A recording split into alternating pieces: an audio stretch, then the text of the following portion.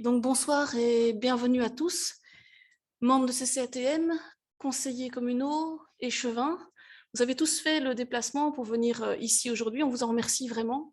Et vous êtes là pour que l'on parle d'habitat léger.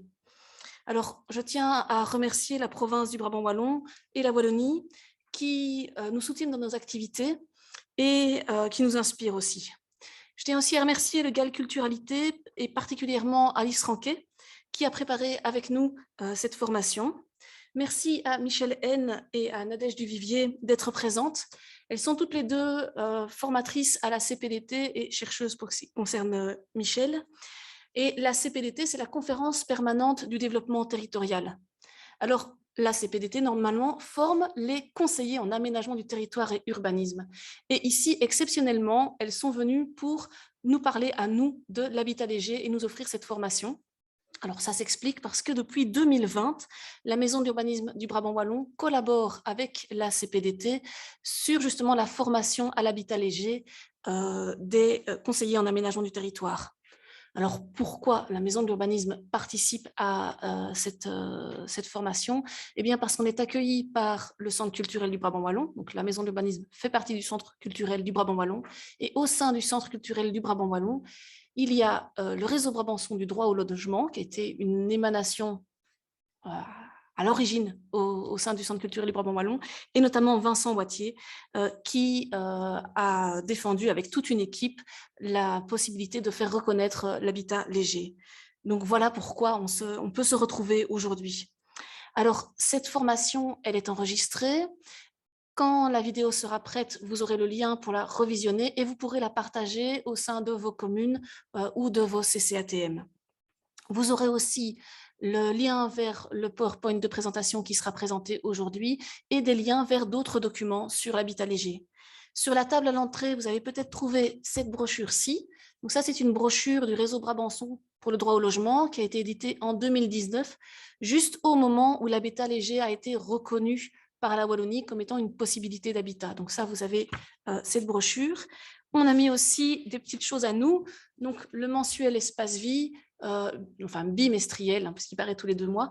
Donc, l'abonnement est gratuit en Brabant wallon, vous pouvez faire passer l'info, il suffit de nous envoyer un mail ou encore mieux, de vous inscrire directement sur le site pour le recevoir chez vous au format papier. Il y a la version électronique et son blog aussi. Et puis, on a réfléchi, on s'est dit qu'on vous remettait une petite chose, si vous le voulez. Certains d'entre vous l'ont déjà reçu, hein, il est paru en mars 2020. C'est cette fameuse carte du Brabant wallon à colorier.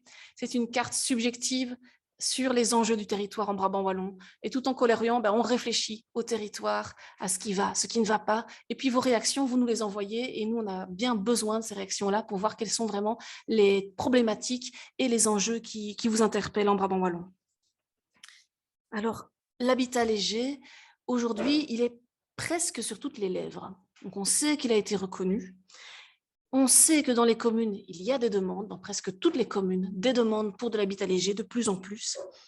Et avec les inondations qui ont eu lieu en juillet et qui ont été dramatiques, vous le savez, il est encore davantage sur le devant de la scène. Parce qu'on dit, tiens, ce serait peut-être une solution pour avoir de nouveau des logements.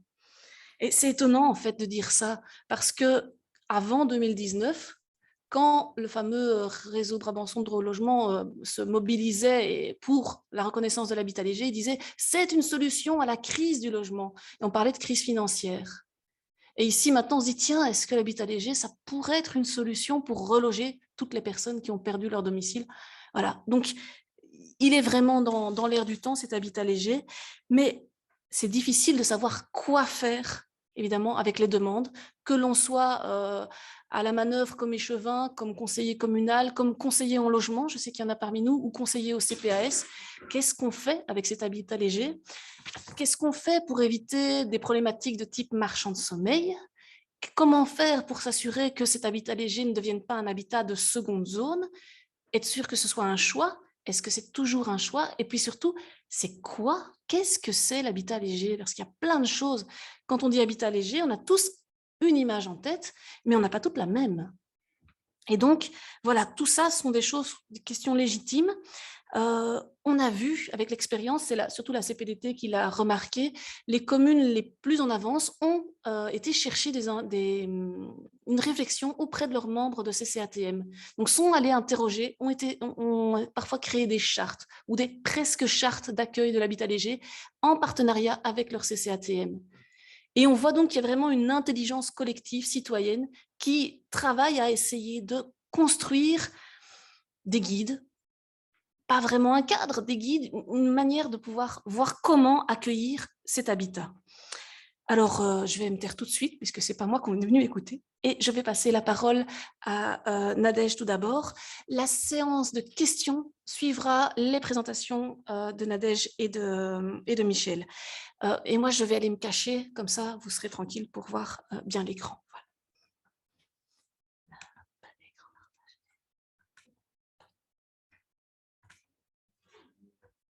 Oh, pardon. C'est mieux comme ça? Voilà. Merci. Bonsoir. Comme il a été dit, nous faisons partie Michel et moi de la CPDT, la conférence permanente du développement territorial. Peut-être avant de démarrer sur l'habitat léger, un petit mot sur ce qu'on fait, pourquoi, comment on se retrouve à être ici devant vous. Donc la CPDT est une institution qui regroupe 3 universités, celle de Liège, de Bruxelles et de Louvain-la-Neuve, et qui réalise des recherches, des études et également la formation des conseillers communaux en aménagement du territoire. D'ailleurs, il y en a 2, enfin, j'en ai repéré 2 ici dans la salle. Bonjour à elles. Et également aux agents régionaux. Depuis peu. Et en 2018 et 2019, on avait déjà réalisé une première formation intitulée « Tourisme et territoire », où l'habitat léger s'était déjà invité comme questionnement important, tant au travers des hébergements touristiques insolites qu'au travers de la question des zones d'habitat permanent et d'une nouvelle zone inscrite au code d'été, la zone d'habitat vert. Et à ce moment-là, déjà, beaucoup de CATU nous étaient revenus avec des questions sur l'habitat léger, les habitations légères. Donc, on a décidé l'année passée de donner un premier module de formation sur ce sujet qui a été très, très enrichissant. Et cette année, d'ailleurs, voilà, comme il a été dit ici en introduction, ce module a été réalisé en collaboration avec la Maison de l'urbanisme du Brabant Wallon, ainsi qu'avec la Maison de l'urbanisme Lorraine-Ardenne, la Murla, et la Maison de l'urbanisme Femmes et Ardennes, la MUFA, ce qui nous avait permis d'aller un pas plus loin dans la formation, puisqu'on avait pu faire une table ronde qui était un peu tombée à l'eau à cause des conditions sanitaires, mais qui s'était finalement retrouvée en petite capsule vidéo que nous avions pu partager avec les CATU et le public des maisons de l'urbanisme. Et donc cette année, nous avons reproduit le module et il a rencontré un tel succès qu'on a 3 sessions de module. Et on collabore encore également avec la Maison de l'urbanisme. Donc voilà une petite introduction de l'expérience qu'on a acquise finalement Michel et moi sur le sujet de l'habitation légère. On ne prétend pas être experte en tout, surtout qu'il y a beaucoup de questions juridiques et qu'on n'est pas juriste. Et dans la salle, on a repéré Monsieur Armand qui s'y connaît fort bien, donc si on dit des bêtises, n'hésitez pas à nous reprendre. Voilà. Ça ne marche pas. On va faire à l'ancienne.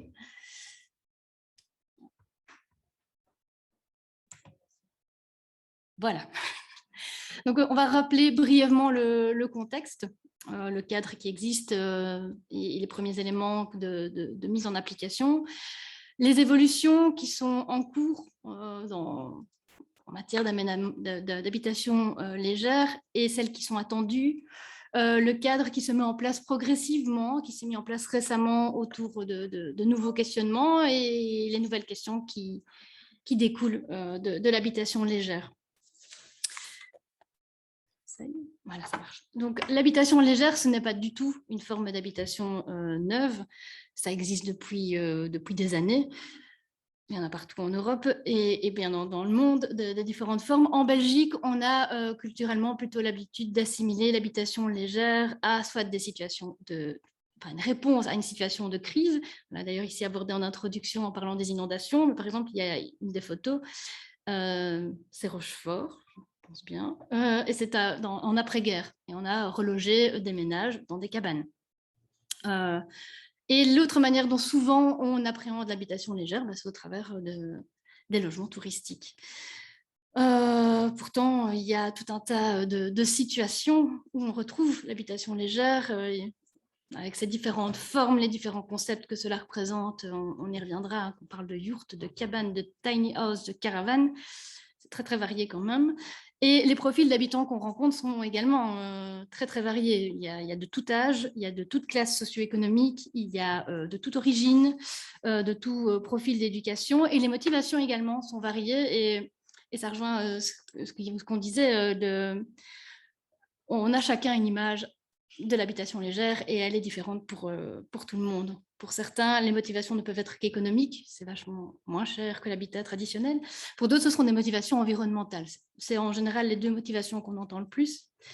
Parfois, elles se croisent, parfois pas. Mais il y a également des motivations liées à la mobilité, liées à l'activité professionnelle. Et notamment les gens du voyage, les forains. C'est parfois lié à une période de transition, une période de changement. Ça peut être notamment durant un chantier. Voilà, les motivations sont vraiment très, très larges. Et la question principale est peut-être de se demander, est-ce que c'est un habitat choisi ou subi? Et les conséquences ne sont pas les mêmes en fonction de ces situations. Et on le verra dans la suite de notre exposé. Pourquoi l'habitat léger pose autant de questions? Parce que parfois, les situations sont problématiques. En termes d'habitat choisi ou subi, notamment subi, il y a la question des marchands de sommeil. D'autres questions se posent sur l'intégration paysagère. On se pose encore beaucoup de questions en matière de domiciliation. Alors là des réponses existent et normalement, enfin pas normalement, on peut être domicilié dans un habitat léger, même si ça pose encore parfois beaucoup de questions dans des communes.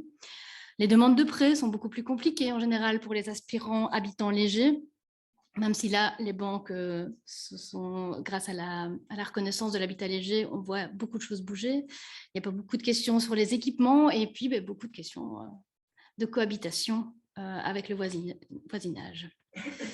Donc, c'est un habitat qui n'est pas neuf, mais ça ne fait pas longtemps qu'il est reconnu officiellement. Donc ça, c'est le fruit d'un long travail d'une étude juridique participative à laquelle ont participé l'UCL, Habitat et Participation, le collectif Aller, le réseau Brabançon pour le droit au logement, le centre de médiation des gens du voyage et des Roms, et également des différents groupements d'habitants. Donc, la première phase, ça a été le décret du gouvernement wallon du 15 mars 2018 relatif au bail d'habitation, qui a inséré la notion d'habitation légère.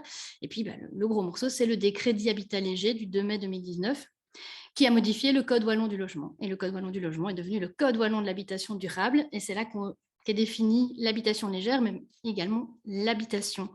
Donc une habitation pouvant être un logement ou une habitation légère, qu'il s'agisse d'un bien meuble ou immeuble, destiné à servir d'habitation. Et donc, ça exclut les hébergements touristiques au sens du Code wallon du tourisme. Donc, c'est vraiment cette notion d'habitation qui est importante par rapport à ce décret. Il regroupe tout ce qui est destiné à la résidence, qui a une vocation de résidence.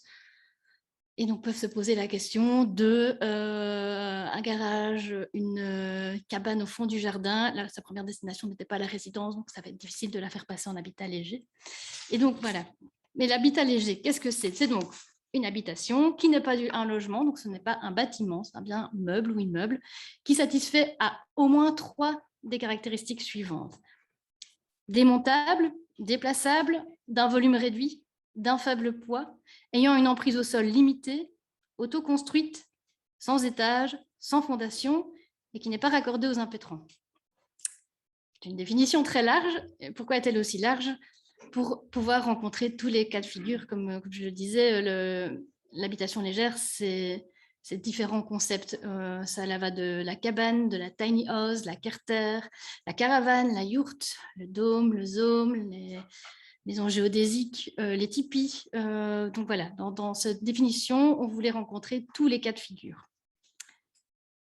En termes d'aménagement du territoire, comme une habitation, comme un logement, donc une habitation traditionnelle, on va dire, il faut rencontrer le plan de secteur, donc se trouver dans une zone qui est destinée à la résidence.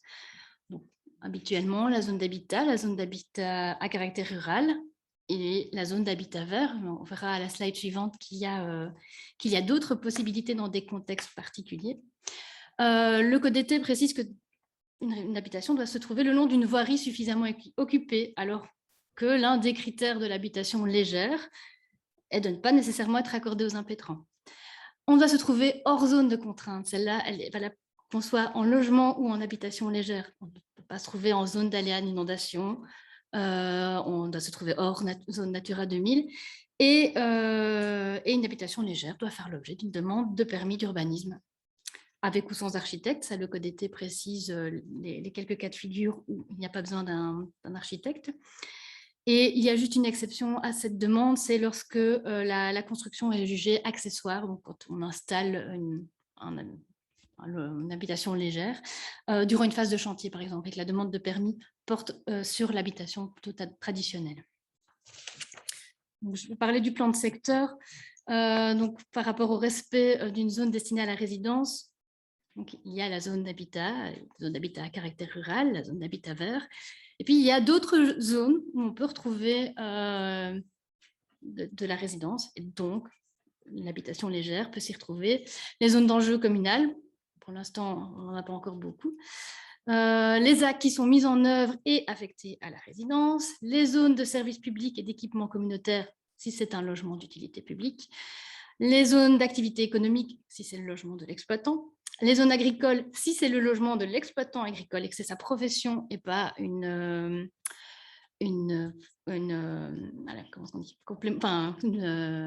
activité complémentaire. Voilà, merci. Les zones forestières, si c'est le logement de l'exploitation de l'exploitant d'une pisciculture. Les zones de parc, si on est sur une zone supérieure à 5 hectares et qui en plus est couverte par un sol, donc schéma d'orientation locale.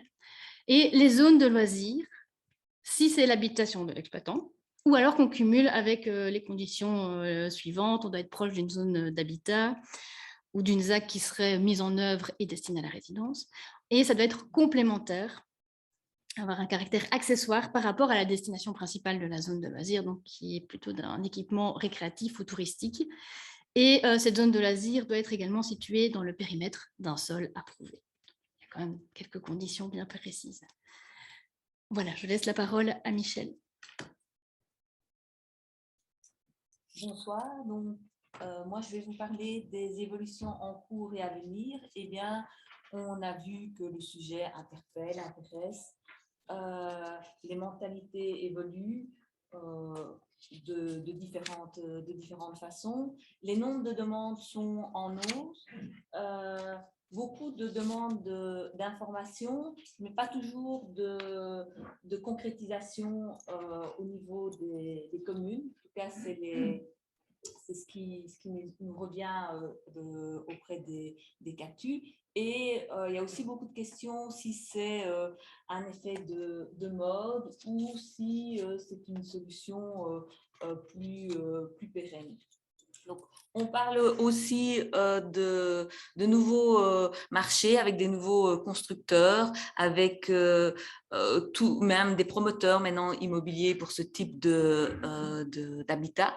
Et les personnes souhaitant habiter en habitat léger sont de plus en plus informées, formées. C'est pareil aussi pour les administrations communales, c'est pareil aussi pour les élus. Donc, on se rend compte que ça interpelle.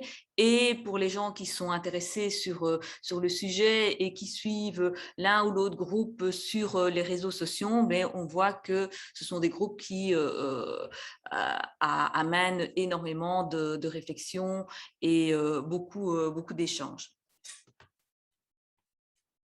Donc, comme je disais, il y a une hausse des demandes et on se demandait, enfin, les pistes pour ces hausses de demandes, c'est pour peut-être répondre à une certaine demande en logement.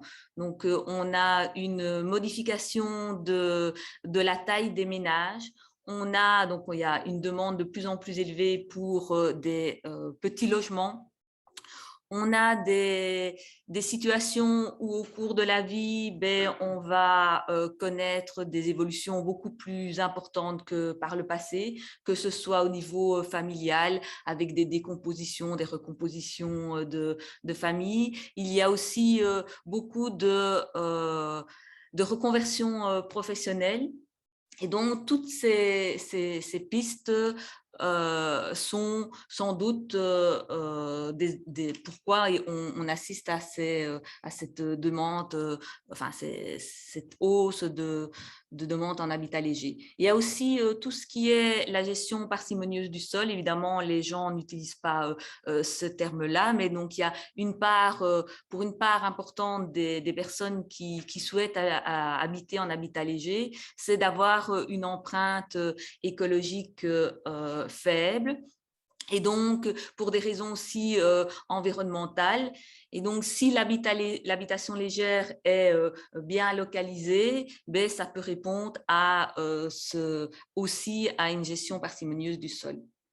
Donc, on voit aussi que le fait que l'habitat léger a été reconnu a encouragé toute une série de personnes à se lancer concrètement et ne plus un peu en rêver. Et puis, il y a plus récemment l'effet Covid.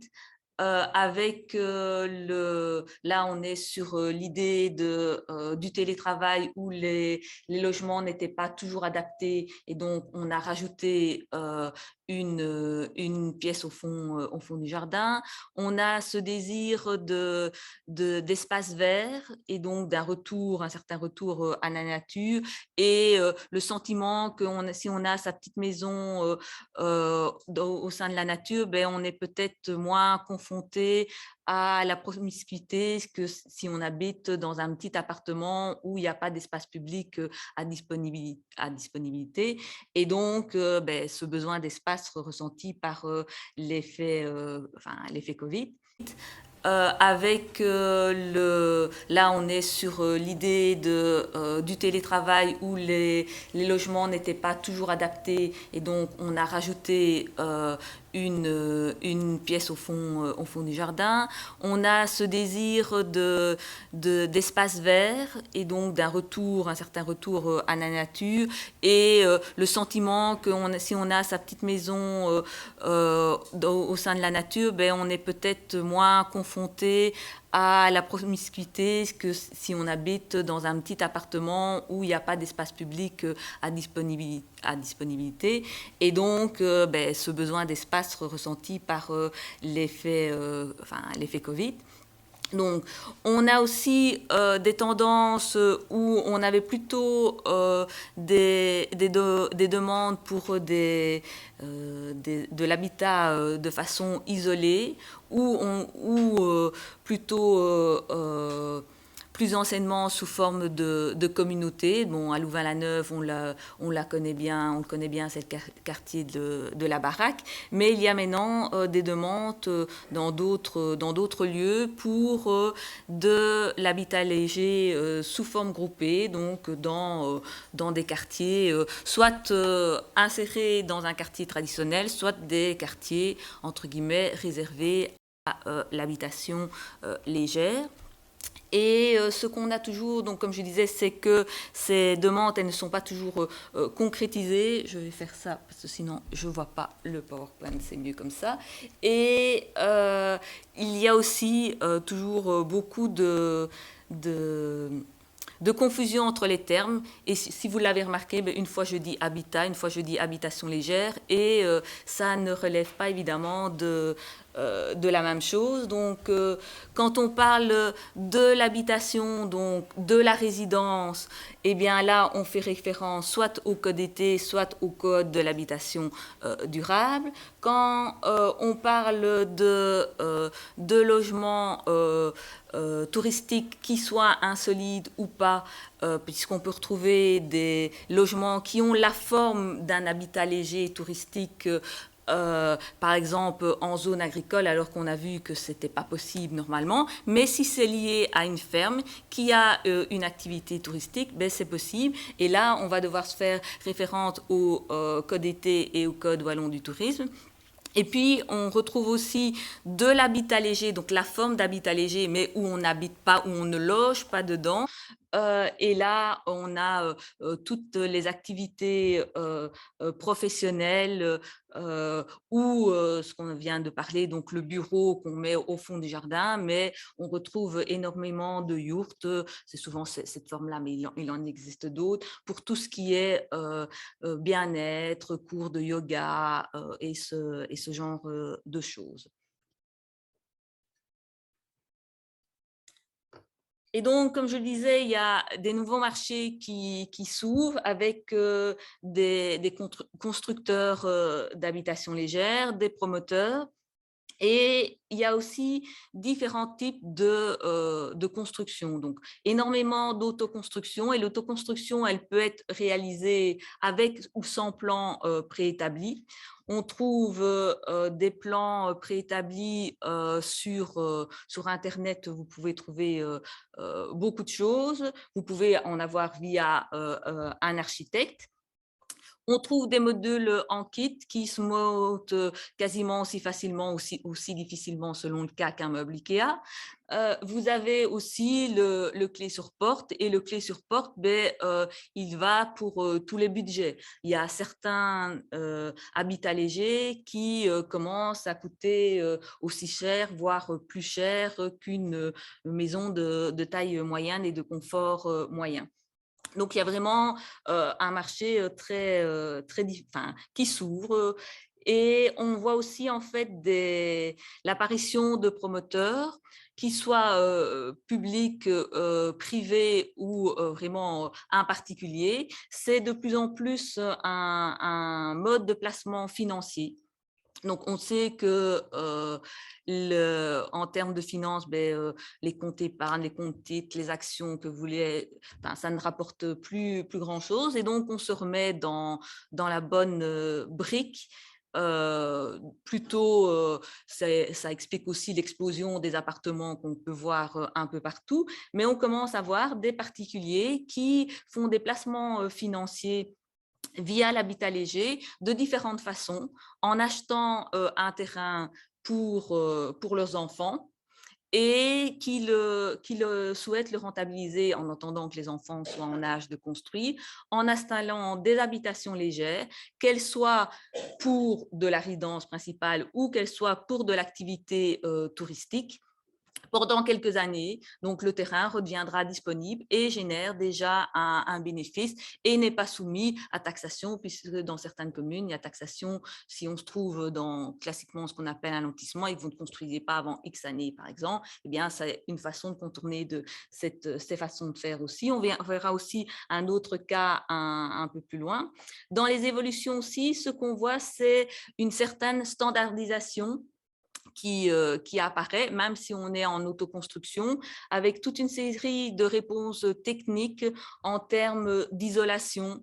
L'habitat léger n'est pas soumis à PEB, mais on a vu que que l'habitation légère était parfois subie. C'était une question de moyens financiers. C'était pas nécessairement qu'on avait envie d'habiter dans ce type d'habitat, mais c'était ce qu'on pouvait se payer. Mais si cet habitat n'est pas bien isolé, évidemment, on va reperdre l'avantage d'avoir un logement bon marché. Donc, tout en termes d'isolation, de chauffage, d'énergie, de gestion de l'eau est de plus en plus réfléchi.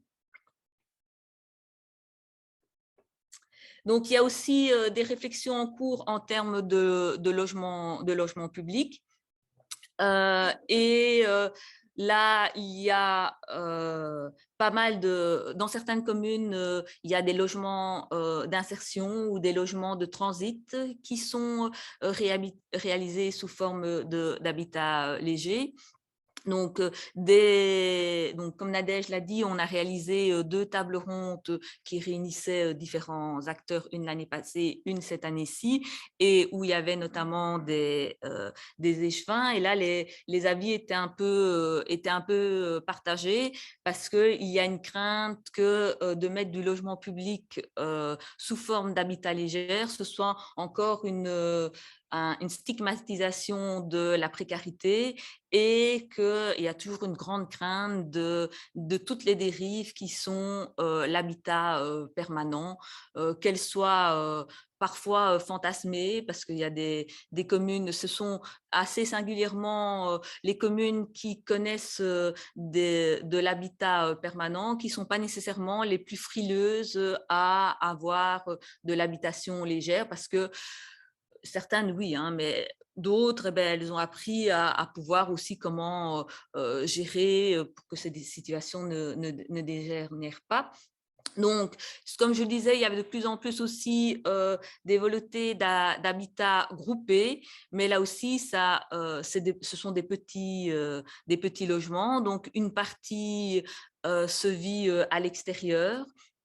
Et il y a toujours les craintes en termes de voisinage, et donc une nécessité d'encadrement se fait jour aussi. Et puis, peut-être plus anecdotique, mais encore pas nécessairement, le phénomène de Bimbi, donc c'est dans mon jardin, et notamment pour l'accueil de seniors, et assez mise en évidence avec la crise du Covid, où beaucoup de personnes ont été traumatisées de ne pas pouvoir aller voir leurs parents en maison de repos, où les grandes structures sont apparues comme un peu dépersonnalisées dans ce type de situation.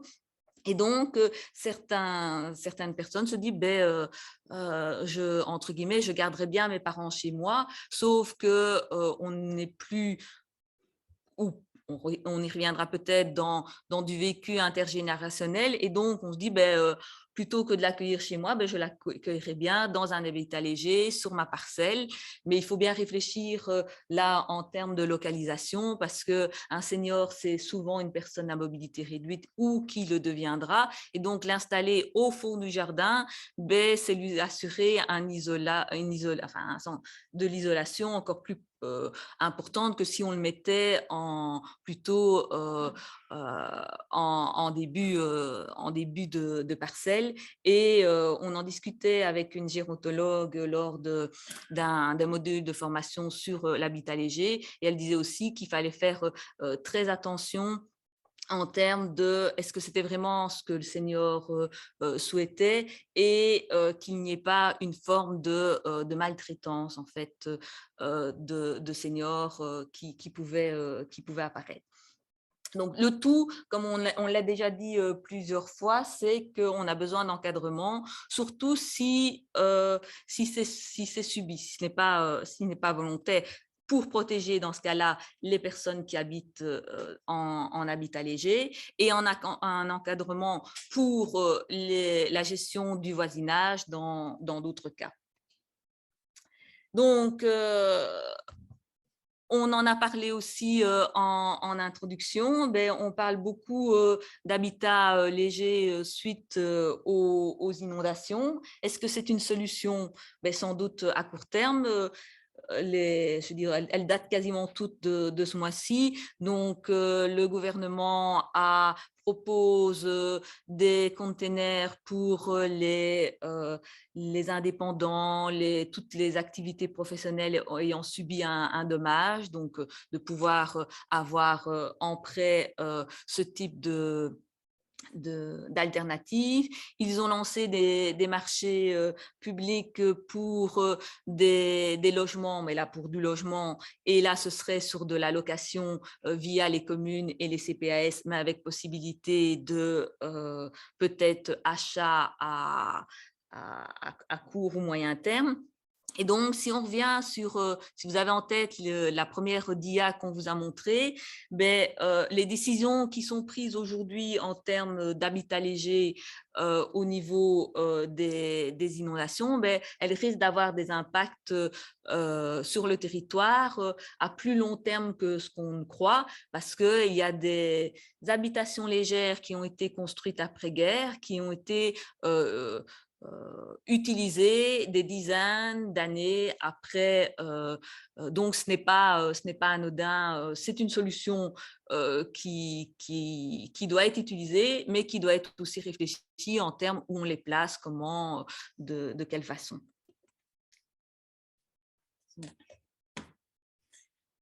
Oui, donc je reprends ici. Donc, comme Michel l'a souligné, il y a eu un fameux coup de projecteur sur l'habitation légère avec la reconnaissance juridique de ce type d'habitat. Et il faut des balises, il faut un encadrement. Et un premier grand pas a été franchi il y a presque un an, en décembre, avec 3 arrêtés du gouvernement wallon qui établissent des critères minimaux de salubrité et de surpeuplement spécifiques aux habitations légères. Normalement, il devait sortir dans la foulée du décret, mais il a fallu un petit peu s'entendre parce que, comme on l'a dit, il y a des situations où l'habitation légère est subie.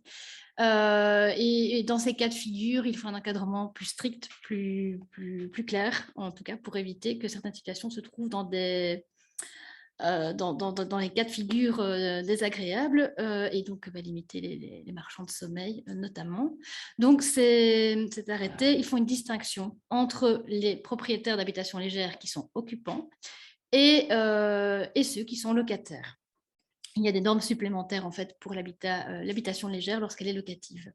Donc, je vais un petit peu présenter ces arrêtés. Ils donnent des critères en matière de sécurité, de sanitaire, étanchéité, ventilation, les pollutions intérieures, l'éclairage naturel et tout ce qui est lié à la configuration, le surpeuplement.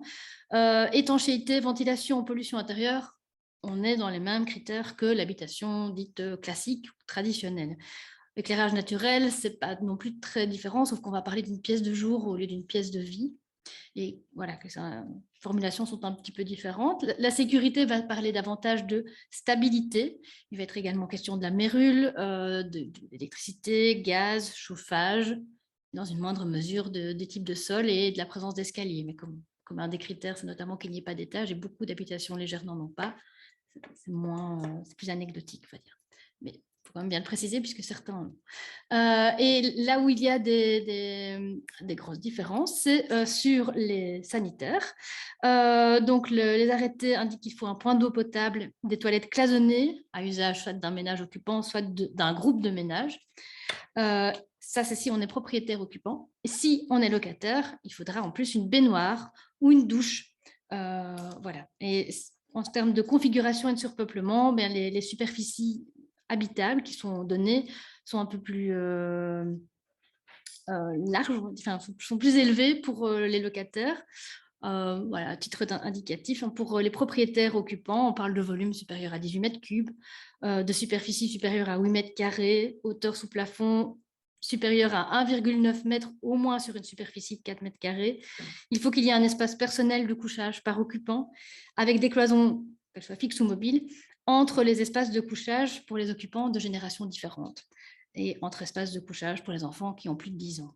Voilà. Ces arrêtés sont entrés en vigueur le 1er juin 2021 pour les habitations neuves et les habitations existantes ont 2 ans pour se mettre aux normes. Et c'est le SPOE Logement qui contrôlera la mise en œuvre de ces arrêtés. Autre balise non juridique, mais qui se mettent en œuvre et qui elles aussi, donnent un cadre à cette habitation légère, c'est les nombreuses publications, les notes, les chartes, les lignes de conduite qui sont déjà sorties ou en cours de rédaction actuellement. Celle qu'on a indiquée ici, quand vous voyez le petit point rouge-orange, c'est lorsqu'il y a une explication de la législation. Lorsque le petit point est bleu, c'est qu'on est plutôt sur des lignes de conduite que les communes peuvent suivre pour délivrer des permis et qui donnent également des informations claires pour les candidats demandeurs. Une des premières notes, c'est la nouvelle note du SPOE Logement, elle va être sortie en mai ou en juin, qui est très complète sur les aspects juridiques de l'habitation légère. Il y a le GAL du pays des Condrus qui a également sorti une note sur le sujet. La commune de Floreffe a réfléchi à une charte urbanistique pour passer les demandes de permis qui lui arrivent régulièrement pour un peu cadrer. Où est-ce qu'on localise l'habitation légère? Une habitation légère de quelle forme? Quel type? Voilà, dans le même état d'esprit, le parc naturel des Deux Ourtes, en collaboration avec la maison de l'urbanisme Famenne-Ardenne, est en train de préparer une ligne de conduite pour les demandes d'habitation légère qui arrivent sur son territoire, pour là aussi définir des zones plus propices que d'autres à l'accueil de ce type d'habitation légère, dans la panoplie, dans la diversité des habitations légères, lesquelles sont les plus opportunes sur leur territoire. Les balises, c'est également les formations, comme ce soir, c'est les formations que l'on donne aux conseillers communaux en aménagement du territoire. Pour l'instant, on est à 86 CATU qui ont suivi ou qui sont en train de suivre notre formation sur le sujet. Il y a également l'Union des villes et communes qui a donné une formation sur le sujet en mars dernier, qui a eu rencontré beaucoup de succès aussi. Nous avons, nous, avec la CPDT, abordé ces thématiques dans la lettre de la CPDT, dans la synthèse des tables rondes également qu'on a réalisées l'année passée. Donc voilà, c'est tout comme on l'a mis dans notre titre, c'est un cadre de réflexion continue, donc tous ces éléments alimentent la réflexion et ce qu'on connaît de l'habitation légère.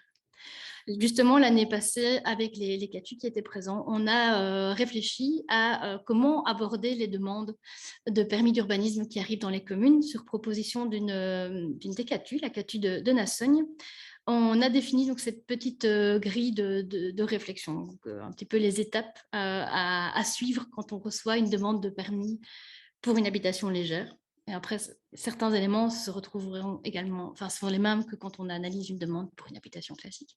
Première chose à faire, c'est d'analyser la zone au plan de secteur. Est-ce que la destination de cette zone permet d'accueillir l'habitation légère, sans dérogation, enfin, sans écart. Et après, d'analyser le cadre environnant, le cadre bâti, naturel, environnant. Donc, est-ce qu'on est bien le long d'une voirie qui est suffisamment équipée, hors de zones de contraintes naturelles, notamment les zones d'aléas d'inondation, les zones Natura 2000, mais également hors zone de contraintes patrimoniales, paysagères. Quid de l'accessibilité, quid de la distance aux centralités, sachant que les deux motivations principales sont les motivations environnementales. Donc, on a envie d'avoir une empreinte écologique réduite, donc de ne pas faire des distances trop importantes, ou économique. Et quand on n'a pas beaucoup de moyens, là non plus, on ne sait pas avoir le super 4x4 qui va dans les petits sentiers. Analyser le caractère réversible, les caractéristiques telles qu'elles sont données dans le code de l'habitation durable garantissent une certaine réversibilité de l'habitation légère, mais dans les 9 critères, pas certain qu'on ait finalement une habitation légère réversible. Donc, comment aborder cette question, s'interroger sur le souhait du demandeur. Et là, comme le disait Michel, est-ce qu'il n'y a pas parfois une confusion entre la résidence, une activité professionnelle ou finalement on aimerait bien mettre son habitation légère en logement touristique. Voilà, donc voir un petit peu quelles sont les motivations derrière la demande, est-ce qu'on est devant un demandeur public ou non, voilà, analyser également l'intérêt dans certains cas de figure d'un permis de durée limitée. C'est possible, ben voilà. Est-ce que ça s'y prête? Est-ce que et comment l'encadrer? Parce que finalement, mais ça, Michel y reviendra. Et dans les cas de dossiers plus délicats, analyser la demande en collège ou demander l'introduction d'un certificat d'urbanisme.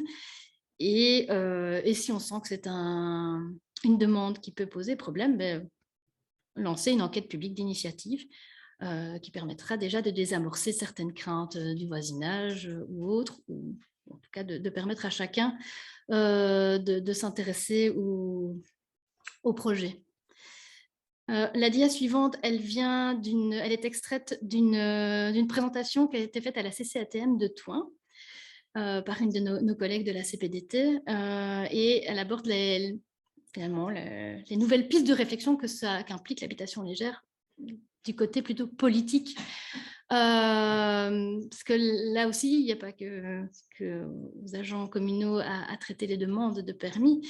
Et il faut réfléchir d'un point de vue plus large à adapter les règles d'urbanisme pour encourager la mise en œuvre de ce type d'habitat, ou en tout cas l'encadrer. Il ne faut pas oublier que, donc, on n'a pas parlé des chiffres, mais au moment de l'étude juridique participative qui a donné naissance au décret, on estimait à 25 000 personnes le nombre d'habitants permanents, en habitat léger. Là-dedans, il y a 12 000 personnes qui sont les personnes habitant en zone de loisirs, donc on appelle les habitants permanents. Il y a 3 000 personnes regroupées parmi les alternatifs, sachant que c'est un groupe très large dans lequel on retrouve un peu tous les aspirants à habitants légers qui ne sont pas en zone de loisirs et qui ne sont pas les gens du voyage. Donc les voyageurs, ils représentent plus ou moins 10 000 personnes.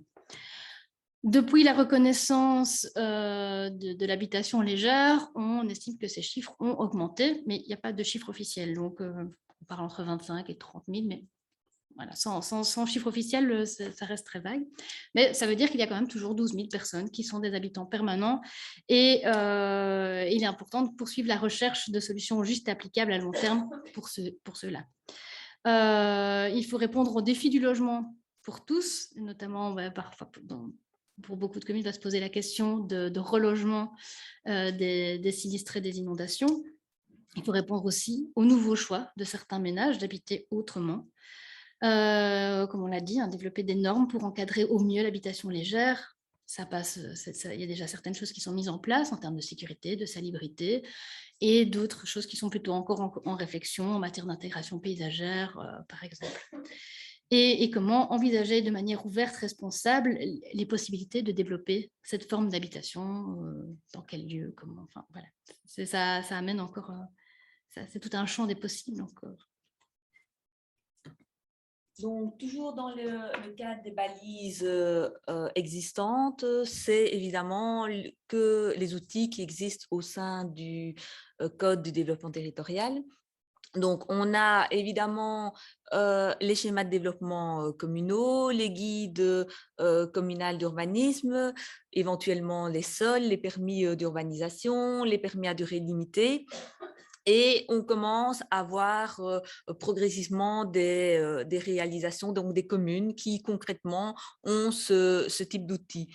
Évidemment, la plus connue et la pionnière, c'est Ottignies-Louvain-la-Neuve, puisque historiquement, elle avait le quartier de la Baraque. Donc, quand elle a réalisé ces outils d'aménagement du territoire, elle a dû tenir compte de ce quartier existant, mais aussi de voir où et comment, à d'autres endroits, accueillir éventuellement de l'habitat léger. Donc, elle a intégré au sein de son guide communal d'urbanisme une aire spécifique pour l'habitat léger. Elle a laissé la porte ouverte au sein de son schéma de développement communal, mais sans spatialiser. C'est assez bizarre, mais la possibilité d'avoir à d'autres endroits ce type d'habitation légère. Et elle a ce début d'année accordé un des premiers permis d'urbanisme à durée limitée de 5 ans pour une tiny house. Plutôt là, le permis d'urbanisation, on va retrouver l'exemple un peu plus lointain pour vous de la commune de Chigny. Donc là, c'est une volonté du bourgmestre qui, il y a des gros problèmes en fait de logement liés plutôt là au Luxembourg, donc à l'attrait du Luxembourg avec des personnes qui ont des revenus élevés, donc qui habitent en Belgique. Et qui donc une série de personnes de jeunes, notamment localement, mais ont des difficultés à se loger. Et donc, une des pistes, ça peut être aussi l'habitation légère. Donc, ils trouvaient que plutôt que de le subir, lui, il voulait l'encadrer et il était ouvert et il voulait voir ce que ça donnait aussi. Donc, il a proposé donc, un permis d'urbanisation. Vous avez le plan ici de votre... Voilà, comme ça sera plus facile de le montrer que dire sur la gauche ou sur la droite.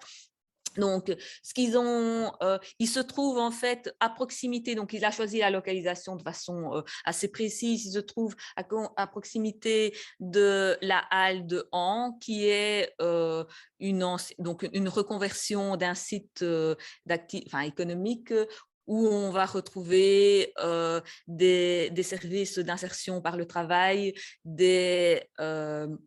de différents services pour de la production locale alimentaire notamment, et un marché, oui, et un marché qui a lieu très fréquemment. Et donc, c'est un terrain au départ public, avec une réflexion sur peut-être le développement d'un community land trust, une volonté d'avoir aussi une mixité en termes de formes différentes d'habitat léger, mais qu'elles soient cohérentes entre elles. Une volonté aussi d'avoir une mixité fonctionnelle, donc d'avoir du logement, mais aussi des activités. Donc, de mémoire, je me demande si ce n'était pas une kiné qui avait le souhait de mettre son cabinet en habitat léger. Donc, voilà, et comme il est un peu le pionnier, ben, il vend son produit, je veux dire ça comme ça, mais de façon très ouverte, en disant les avantages et les inconvénients, et il est toujours volonté prêt à venir faire une présentation ou l'autre. Au niveau GCU, il y a aussi des communes qui n'ont pas prévu spécifiquement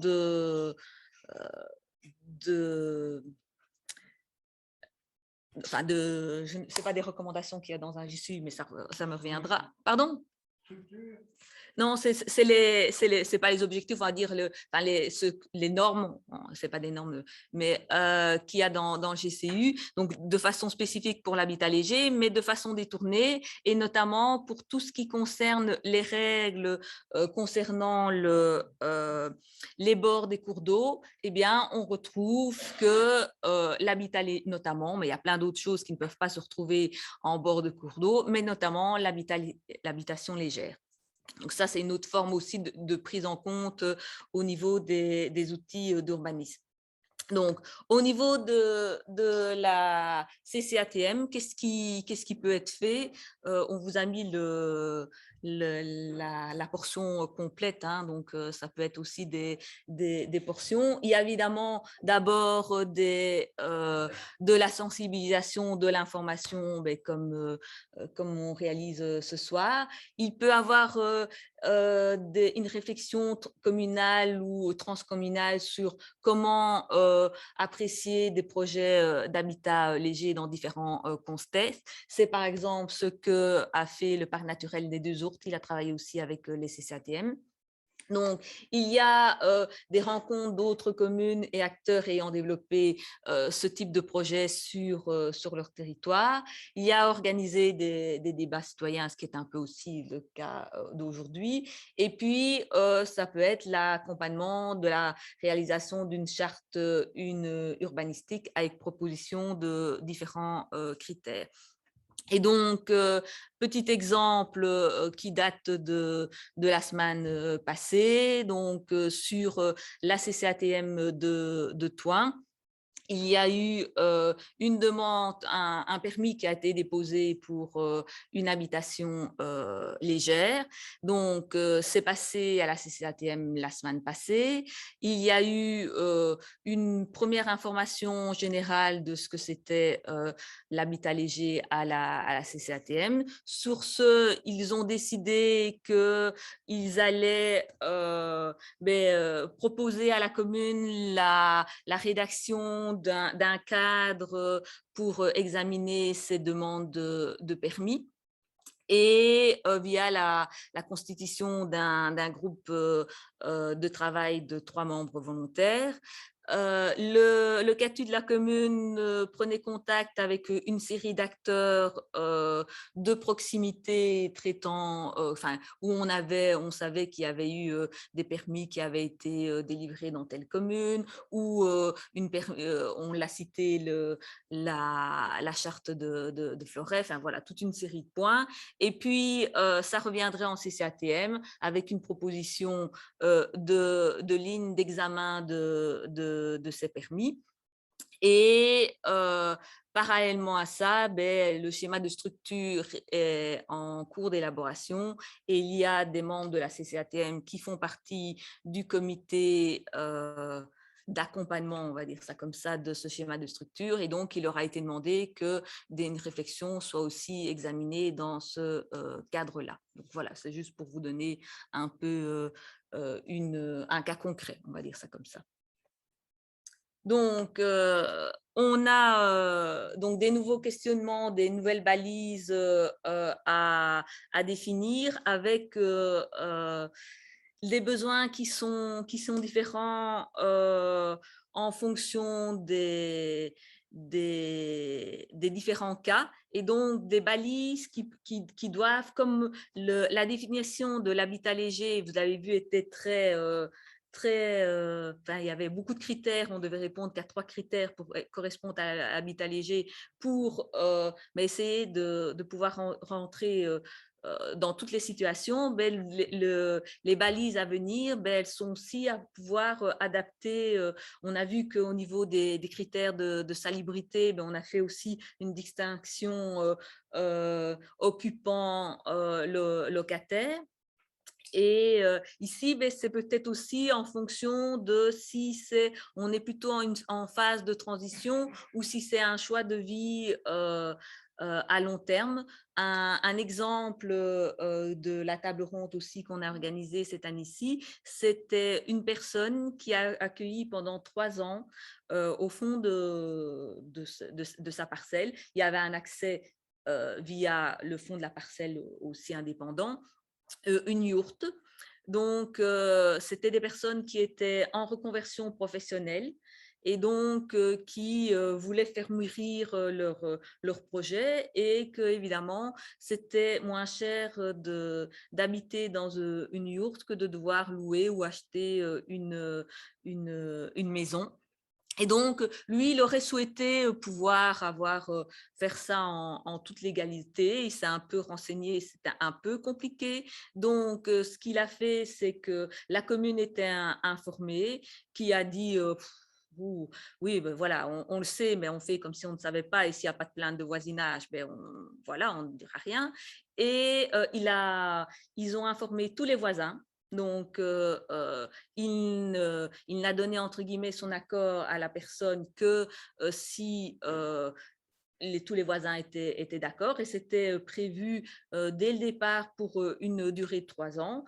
Et au bout de 2 ans et demi, ils étaient arrivés au bout de leur transition, enfin, au bout, je veux dire, ils avaient avancé suffisamment dans leur transition professionnelle que ils sont restés en habitat léger, mais ils ont trouvé un terrain, ils ont construit une deuxième yourte qui a servi pour leur activité professionnelle, et voilà.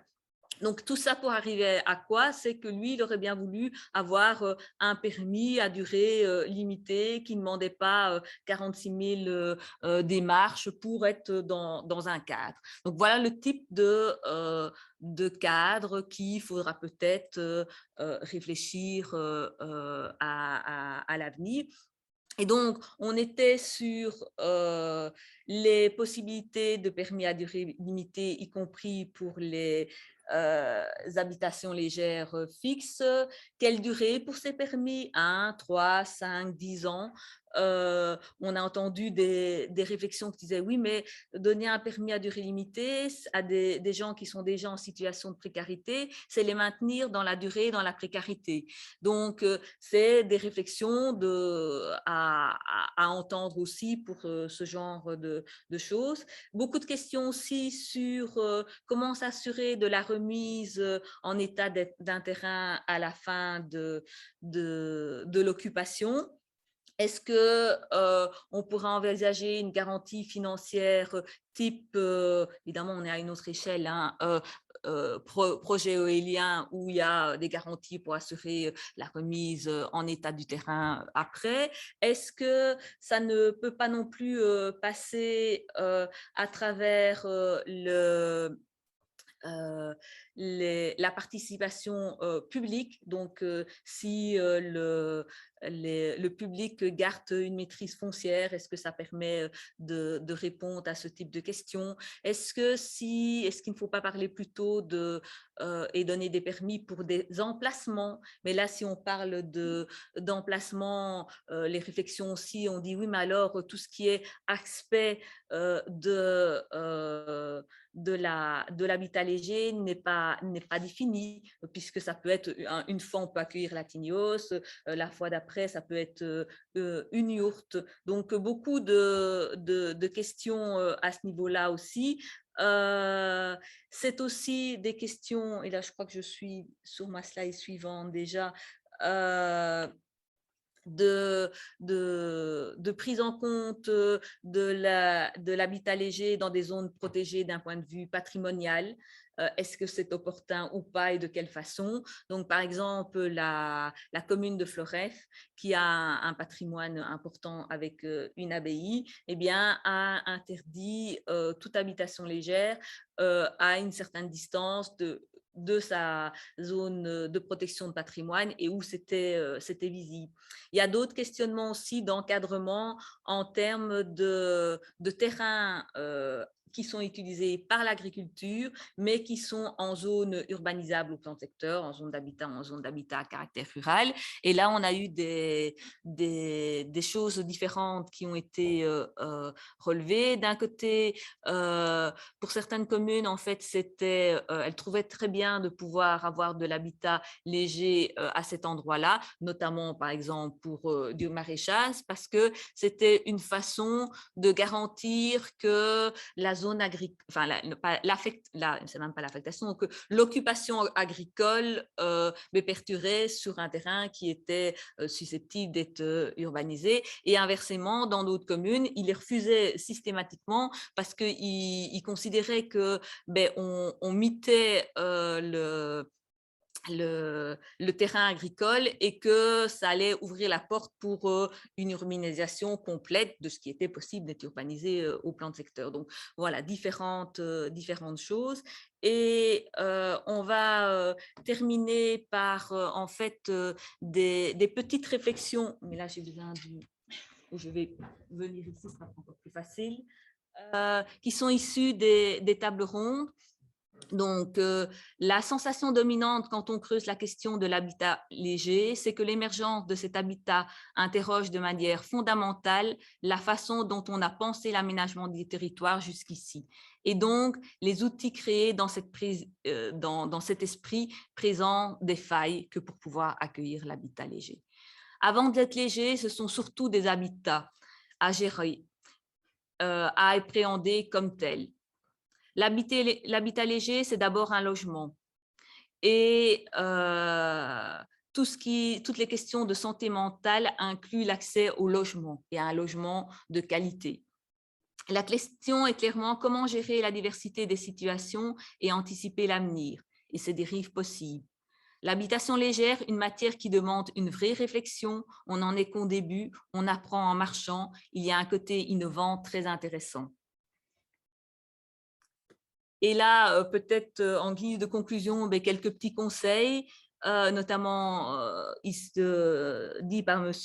Piedboeuf, donc le bourgmestre de Tintigny, mais aussi issu des différents modules qu'on a réalisés jusqu'à présent. C'est l'habitation légère groupée, donc on parle ici pour la grouper, quelques ingrédients pour que la sauce prenne, bien choisir la localisation du site, voisinage, intégration paysagère. Tous les sites ne s'y prêtent pas. Et il y a des grosses discussions sur intégration paysagère, ça ne veut pas dire camouflage, ça ne veut pas dire on la cache derrière une haie, on ne la voit pas et c'est très bien aussi, il y a d'autres types d'intégration paysagère. Veiller à la mixité sociale et fonctionnelle sur et autour du site. Veiller à une certaine cohérence des habitations légères, les formes, les matériaux, les teintes. Dépasser les préjugés Prévoir des locaux communautaires, rangement, déchets. Privilégier les projets publics en termes de terrain, en termes de gestion, pour garder une certaine maîtrise et assurer la pérennité dans le temps. Encadrer le développement au moyen d'outils qui définissent clairement la position de la commune et les conditions d'implantation. Sensibiliser le voisinage, enquête publique d'initiative par exemple. Responsabiliser les habitants, par exemple, à l'aide de charges ou de co-construction. Peut-être dernier point aussi, il y a des communes, la commune de Floreffe, elle a longtemps hésité à nous donner l'autorisation de le mettre dans un PowerPoint qu'on présentait à tout le monde avec ses références, même si on le trouve sur le site de la commune. Pourquoi? Parce que, en fait, quand elle a été en amont, elle s'est dit, je réfléchis avant d'être confrontée à beaucoup de demandes, mais ça veut dire que la commune est ouverte. Et donc, certains demandeurs se disent, mais moi, je vais plutôt aller m'installer à Floreffe où je sais qu'ils sont ouverts que d'essayer d'avoir mon permis dans telle commune qui ne sont pas ouverts. Et donc, voilà, ils ont réfléchi et puis se sont dit, non, voilà, ça peut servir à d'autres personnes, donc on va en faire, entre guillemets, une certaine publicité. Donc, voilà, je ne sais pas si tu voulais dire autre chose ou pas. Comme on dit, c'est en co-construction, donc on va encore avoir 3 journées de formation avec les CATU et on mettra toutes les petites recommandations, un peu comme ça, tous les conseils à jour en fonction de ce qu'on discutera encore cet automne. Je vous remercie, on vous remercie pour... Merci beaucoup.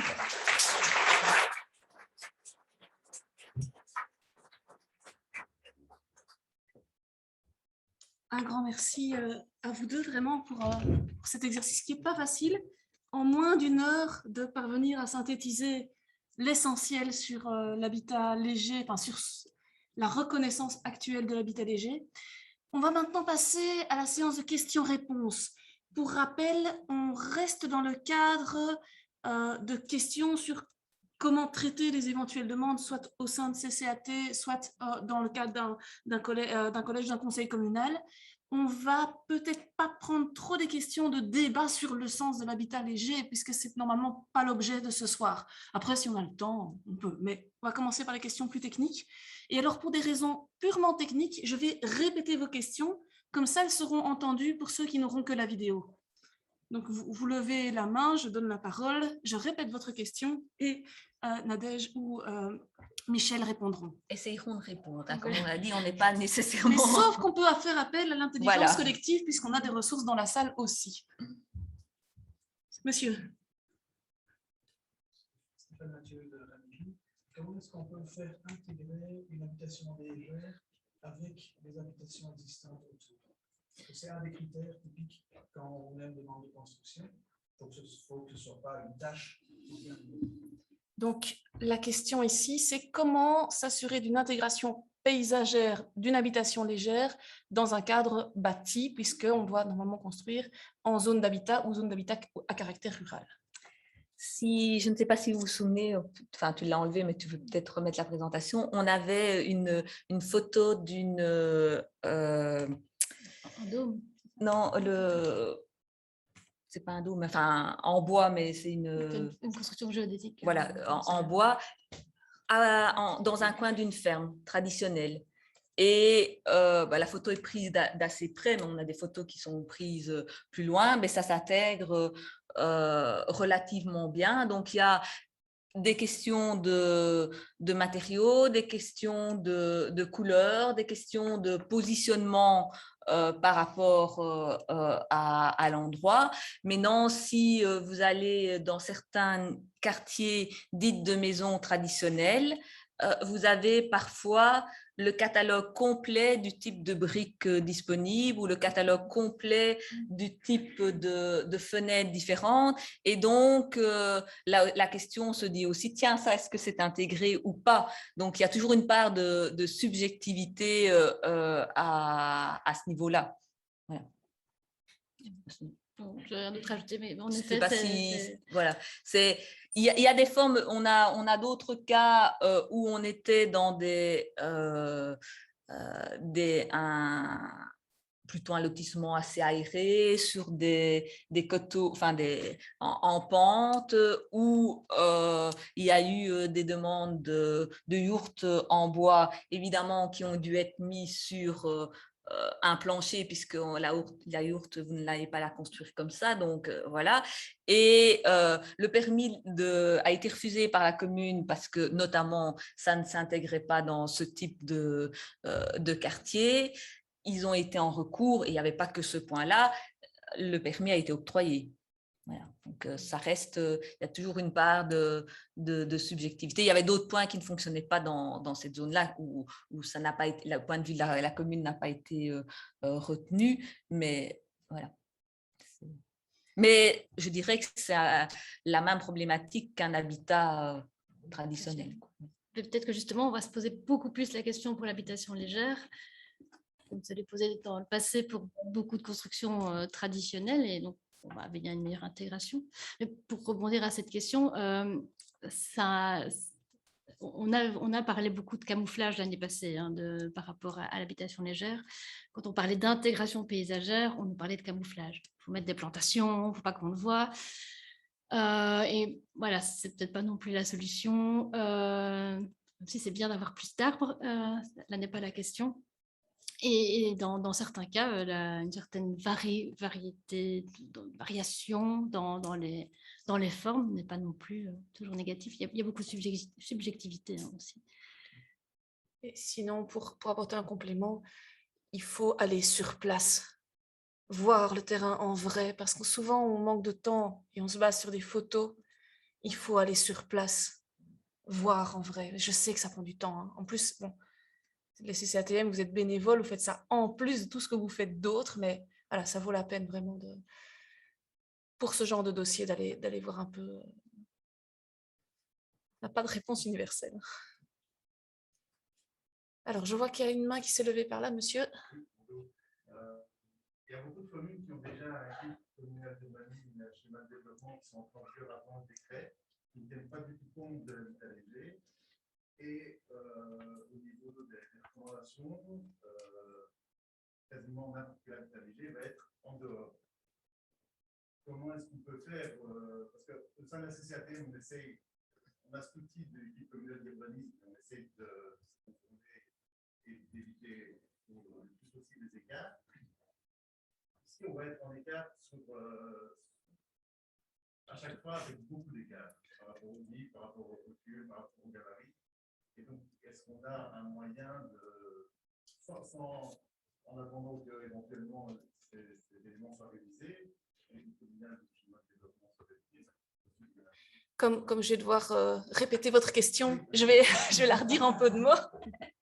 Donc, effectivement, comment fait-on avec les outils plus anciens, guides communaux d'urbanisme, schéma d'orientation locale, schéma de développement communal, qui ont été travaillés ou bien révisés avant que ne soit reconnu l'habitat léger et qui donc ne prennent jamais en compte les spécificités de l'habitat léger. Et donc, comment fait-on dans ces cas-là, puisque toutes les demandes d'habitat léger nécessitent des écarts à des documents d'orientation.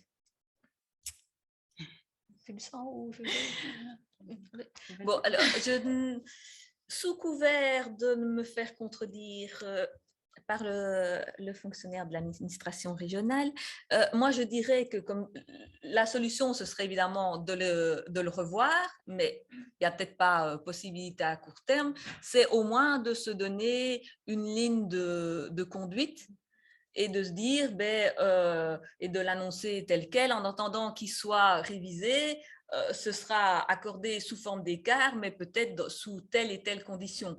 Juridiquement, je ne sais pas du tout ce que ça vaut, hein, mais bon, voilà, moi, c'est le conseil que je donnerais. Je ne sais pas s'il y a d'autres pistes ou… Je veux bien rajouter. Oui, mais fais des phrases courtes. Les écarts, il faut justifier. Il faut, effectivement, quand on fait une cabine électrique, il y a aussi plein d'écarts. Mais c'est lié au fait que le programme, c'est une cabine électrique, on ne sait pas avoir assez de corniche. Le programme même fait qu'on s'écarte. Donc ça permet de justifier un écart. Ça ne m'inquiète pas. En mesure de justifier que vous souhaitez pousser, en tout cas, permettre, autoriser ce genre de logement et les écarts, justifier ça. Donc ici, le conseil est plutôt d'expliquer au demandeur de justifier son écart de manière à ce qu'il soit tout à fait justifiable et acceptable par le document d'orientation. Ne pas oublier que les documents d'orientation, finalement, ce qui compte, ce sont les objectifs. Et donc, identifier les objectifs du document, que ce soit guide communal d'urbanisme ou schéma d'orientation, permet de savoir, tiens, je m'écarte, mais en fait, je rencontre quand même l'objectif, je respecte quand même ceci, cela. C'est ça. Alors, est-ce qu'il y a une autre question? Madame, oui.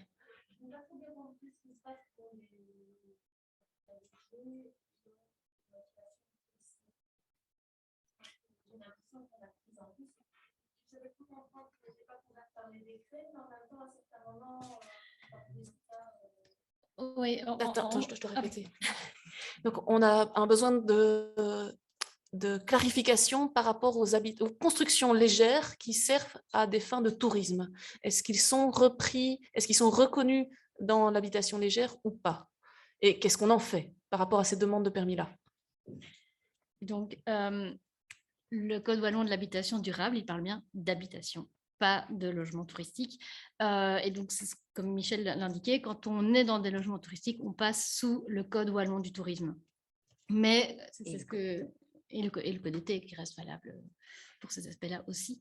Mais comme le disait Michel, c'est parce qu'il y a beaucoup de confusion, parfois elle est voulue, entre les demandes pour résidence, pour de l'habitation, et les demandes pour du logement touristique ou pour une activité professionnelle. Et quand on est dans ces deux derniers cas de figure, un logement touristique ou une activité professionnelle, on n'est pas dans le décret habitation durable. C'est d'autres textes qui s'appliquent, c'est d'autres critères, c'est d'autres questions. Après, quand on a la demande, c'est les mêmes. Il y a des questions qui restent les mêmes. S'interroger par rapport à l'affectation du plan de secteur, par rapport à la localisation, par rapport à un certain nombre de critères, à l'intégration paysagère. Ça restera la même, mais on n'est pas dans les mêmes motivations et donc on n'est pas dans les mêmes textes de loi non plus. On ne va pas retrouver les mêmes critères de salubrité, par exemple. Aussi. Merci. Monsieur et puis madame, oui. Il y avait déjà une réflexion en cours. La quasi dernière phase de la présentation sur l'inadaptabilité des documents d'urbanisme, permis d'urbanisation et permis d'urbanisme, et l'association entre les deux est ultra lourde. Est-ce qu'il y a une réflexion ou est-ce qu'il y a vraiment poussé en fait, à développer des outils qui seraient adaptés à l'habitat léger? Donc, une simplification, on peut imaginer un permis de petite implantation avec des prescriptions simples et puis une simple déclaration sur la modification de l'habitat ou la présentation d'un projet d'habitat léger qui pourrait évoluer sur un même lieu. J'ai l'impression que ce serait nécessaire vraiment de pousser à un nouvel outil, le permis d'urbanisation, l'habitat léger, qui permettrait une grande flexibilité. On parle beaucoup de projets temporaires, donc d'habitat léger temporaire, mais en fait, ça c'est une vision très particulière déjà de l'habitat léger. On peut imaginer des zones d'habitat léger, dans l'exemple de Louvain-la-Neuve, elles sont assez pérennes en fait, ces zones ne sont pas du tout temporaires. Par contre, l'habitat qui se trouve, lui, peut être beaucoup plus temporaire. Et donc avoir une règle qui permet l'implantation d'habitat léger, mais qui permet son évolution sans devoir repasser par un permis d'urbanisme. Je pense que c'est nécessaire vraiment d'amener cette règle. Alors, à moi de synthétiser ça. Vous me corrigez et Maureen, tu couperas ce qu'il faut couper. Hein. Bon, donc la question c'est, est-ce qu'on pourrait inventer un nouvel outil, donc ou adapter un texte type, par exemple un schéma d'orientation locale ou un permis d'urbanisation pour une zone? Oui, c'est permis. Permis d'urbanisation qui serait spécifique habitat léger pour permettre d'avoir des règles qui resteraient pérennes parce qu'on imagine que sur la zone, l'habitat léger pourrait rester vraiment longtemps. Exemple, Louvain-la-Neuve, c'est plus de 30 ans. Et permettre quand même une évolution au sein de la zone puisque les habitats eux-mêmes, ils peuvent bouger ou être modifiés. J'ai synthétisé, c'est bon? C'est ce qu'on parlait parler plutôt d'emplacement. mais je ne sais pas si c'est déjà possible dans la législation actuelle ou pas, ou si ce serait quelque chose à faire évoluer. Ce serait un permis où on parlerait où il y aurait toute une série de règles d'emplacement pour l'habitation légère, mais qui pourrait avoir...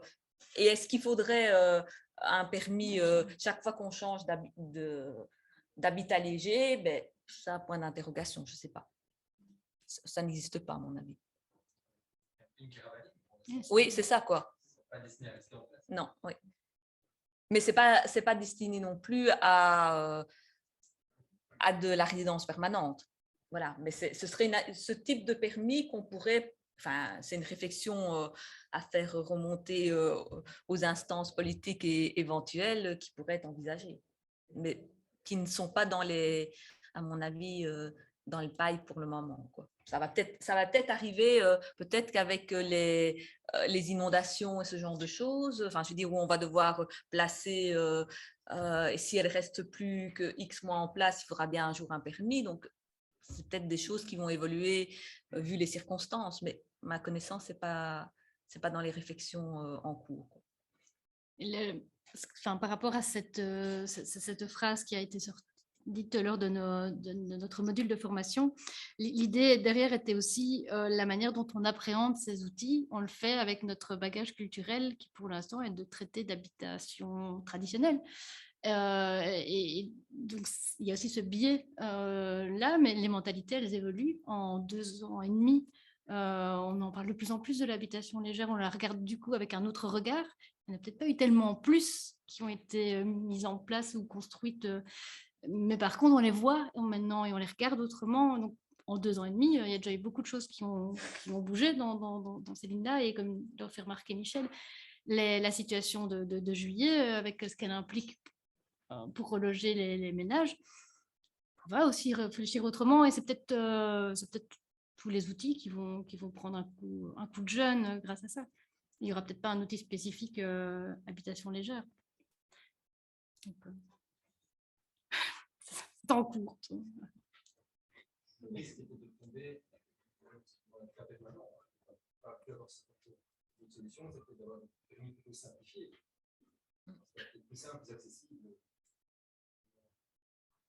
Finalement, dire faites ce que vous voulez pendant 10 ans ou 20 ans dessus, c'est aussi un risque de dérive. Mais c'est la même chose pour l'habitat.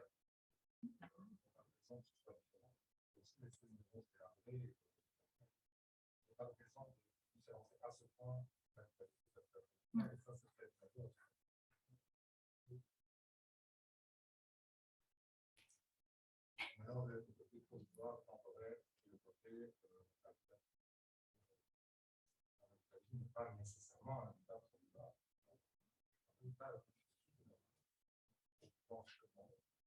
Et c'est pas nécessairement du brol non plus. Voilà, c'est ce qui est. Et nous, il y avait une réflexion lors des tables rondes où on avait invité des personnes vivant en habitat permanent. Et elle disait les questions qu'on nous pose toujours, c'est l'entretien. Ça s'entretient comme une maison. Une maison, ça s'entretient. Un habitat permanent, ça s'entretient. Sauf qu'on le fait de façon plus régulière. Donc, le toit, il faut peut-être le changer tous les 20-30 ans. Mais nous, la toile, on doit la changer tous les 10 ans. Mais avec des coûts qui sont différents.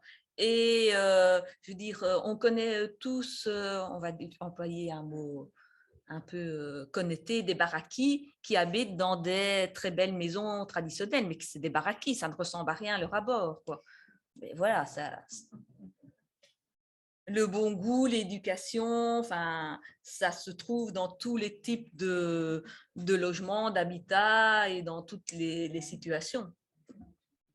Je vais faire attention d'enlever les mauvaises herbes devant chez moi.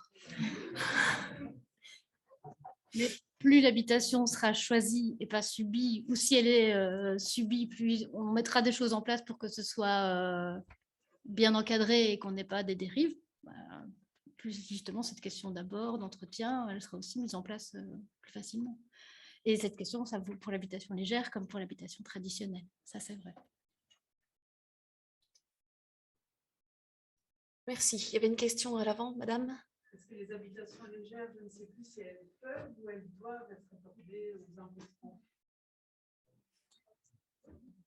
Alors, est-ce que les habitations peuvent ou doivent être raccordées aux impétrants? Elles peuvent. C'est un des critères, elles ne sont pas obligées d'être raccordées aux impétrants, mais selon le code d'été, elles doivent se situer le long d'une voirie suffisamment équipée. Donc, il y en a qui ne répondent pas aux critères de ne pas être raccordées aux impétrants, qui sont raccordées aux impétrants. Donc, si elles ne doivent pas être accordées aux impétrants, elles échappent au Certibo et au contrôle de l'assainissement. Est-ce que tu dois répéter? Oui, donc la question, si elles ne doivent pas nécessairement être raccordées aux impétrants, elles échappent au Certibo, au contrôle d'assainissement. Alors là, je ne suis pas spécialiste de la question, mais à mon avis, oui, elles y Le échappent. Certibo, c'est pour tout nouveau compteur d'eau. Et s'ils ne doivent pas être accordés à l'eau, Alors, elles n'y sont pas. on ne peut pas se contrôler de l'assainissement. Par rapport à cette question, tout à coup, ça me fait réfléchir. Pour les habitats légers qui sont mis en location, là, par contre, il y a une obligation, non? Et il y a une obligation d'avoir de l'eau qui arrive, hein, quand même. Il me semble que vous avez dit ça tout à Il y l'heure. a obligation d'avoir une douche ou une baignoire. Et un point d'eau potable, Et point d'eau obligatoirement. Même quand on est propriétaire qui habite, il doit avoir quand même de l'eau potable. Ok, mais pas forcément un compteur d'eau, c'est-à-dire une source, ça marche ou... Mais on a le cas d'un dans l'entre-Sambre et Meuse où il n'y a pas de raccordement à l'eau. En fait, la personne va à la source, à une source potable tous les 2 jours et vit comme ça. Et son permis est en cours de régularisation.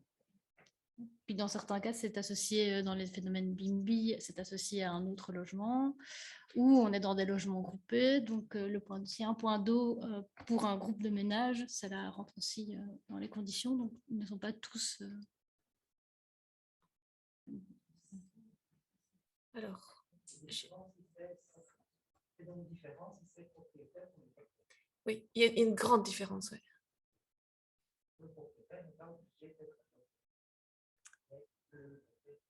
Pour un locataire, ce sera certainement plus souvent le cas. Oui. Pour rencontrer ce critère, je ne vois pas trop comment on ferait autrement. Parce qu'une douche sans être accordée, ça devient difficile hein, pour le locataire. J'ai vu plusieurs mains se lever, je ne sais plus dans quel ordre. Monsieur d'abord, je pense.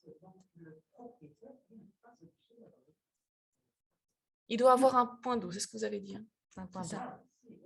Un point d'eau, mais point d'eau, c'est voilà, c'est plus... Alors, je crois que monsieur, oui. Oui, donc, pour l'eau, les gens, c'est l'eau, les déchets. À côté de l'eau, je ne suis pas raccordé à l'égout. Je vais prendre mon essai, mon filet, je vais dans.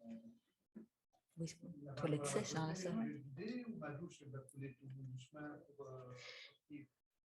plus que l'eau, c'est plutôt. Donc, la question ici, c'est qu'est-ce qu'il en est par rapport à l'évacuation des eaux usées, donc que ce soit les eaux brunes ou les eaux grises. Hein. Je ne suis pas la spécialiste sur la question, mais dans ce cas de figure, en fait, c'est pour les personnes qui ont installé un lagunage ou qui ont des toilettes sèches. Voilà. Si jamais, là, par contre, elles ont des eaux usées plus conséquentes, elles vont se raccorder. Mais il y a quand même beaucoup d'habitations légères qui ont mis en place des systèmes qui passent hors égout. Sans compter que dans certaines communes, les équipements ne sont pas non plus, n'existent pas. Et c'est notamment dans ces cas de figure-là que s'est développé d'autres solutions. Donc voilà, c'était pour prendre en compte ces aspects-là aussi. Et de nouveau, un cas vécu, donc de cette personne qui va chercher l'eau, donc ça c'est son potable, elle récolte évidemment l'eau de pluie, mais elle n'a pas des quantités d'eau de pluie vu ses surfaces et tout, mais elle dit, moi je connais le poids de l'eau que je vais chercher tous les jours, donc mon eau, je la réemploie de façon, il a des toilettes sèches et il la réemploie de façon maximale et puis il a un petit système de filtrage pour les eaux qui, quand il a fini de les réutiliser, voilà quoi. Et c'est quand je disais que les solutions techniques se développent de plus en plus, c'est pour toutes ces cas de figure aussi. Maintenant, de nouveau, je veux dire, vous connaissez beaucoup de maisons traditionnelles qui sont toujours tout à l'égout, tout à la rivière. Hein. Donc, avec des volumes beaucoup plus importants que ce qu'on va retrouver dans un habitat léger. Et avec de l'eau qui arrive parfois dans des petits bandeaux. Et ça, on ne dit pas quand c'est chez la maison, on ne dit pas qu'en fait l'eau arrive dans des petits bandeaux.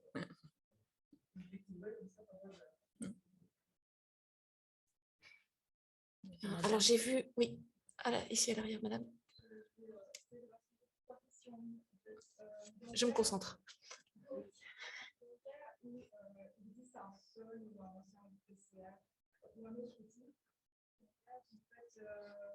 Des choses comme la densité,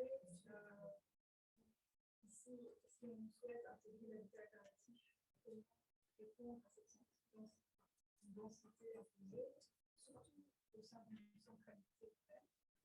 Il y avait aussi la question de est-ce que c'est considéré comme une artificialisation du sol, ne peut pas faire réversible.